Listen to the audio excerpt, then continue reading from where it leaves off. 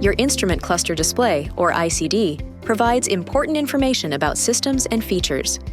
It contains a speedometer, power charge indicator, battery percentage indicator, range to empty, vehicle information, and more.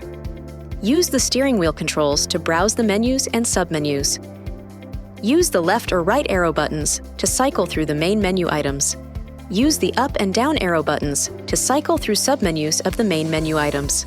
Push the OK button to access or select the information or submenu screens of a main menu item.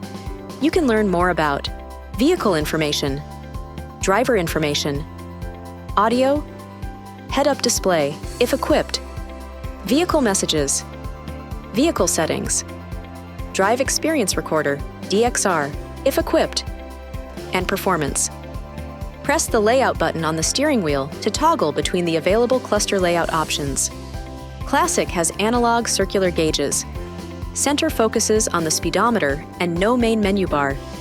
And Navigation has a navigation map and control in the cluster. This video is not intended to take the place of your owner's manual. For complete details and other important safety information, please see your owner's information.